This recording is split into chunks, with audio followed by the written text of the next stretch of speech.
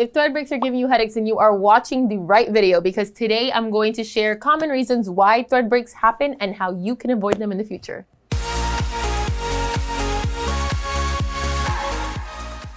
I promise you guys we're gonna jump right in, but please make sure to subscribe beforehand so that you don't miss any of our future content.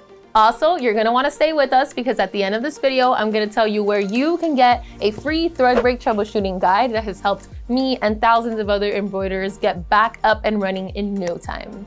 The first reason why threads break is because of improper threading. Now, if you are troubleshooting a thread break, the first thing that I like to tell people is to always check if their machine is threaded properly. The reason being is that if your thread isn't passing smoothly through the thread guides, or if it's missing a point that could add tension, then you can get thread breaks. For instance, some people forget to wrap their thread around the thread break sensor wheel, and if you don't wrap it around, you could be getting false thread break alerts. Something else to look out for can be kind of like when your thread starts to pull, you might get some snagging. So your thread will actually come up and it would be snagging on this base, and that will cause your threads to break. Something else you need to watch out for is the threading of the bobbin. You need to make sure that it is rotating clockwise when you're looking at it, and that it is threaded correctly through the pigtail. The bobbin thread itself can also be the reason for frequent thread breaks. If you are noticing that you're getting frequent thread breaks across all needles, it might be that your bobbin is not wound correctly. So this is more for people who are using their self-wound bobbins rather than their pre-wound bobbins. For instance, if you're using self-wound bobbins, you have to make sure that you have wounded it correctly. Sometimes self-wound bobbins are not as consistent as pre-wound bobbins could be. However, there's a whole debate about this. Some people say self-wound bobbins give better tension, while other people say pre-wound bobbins give better tension.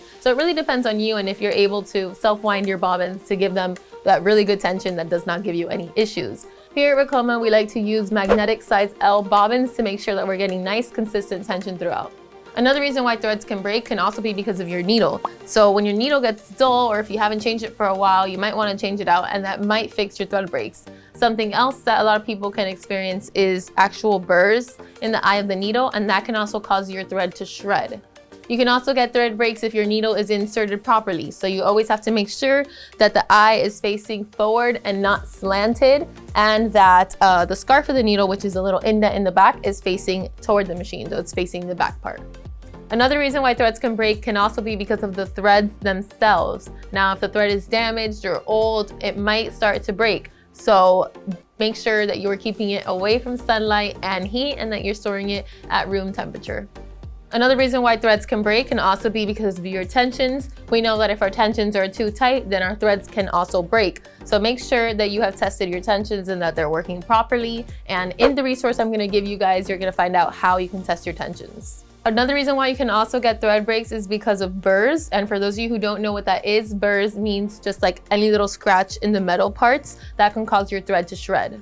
So make sure that there aren't any burrs in the thread guide. Usually where you get burrs is right around the needle plate, because when your needles start to break, they can start causing little burrs around here. And then the last one, number 7, is more of a little pro tip, but if you notice that you're getting a lot of pop-outs, it can be because your picker is adjusted too far and it's not cutting it.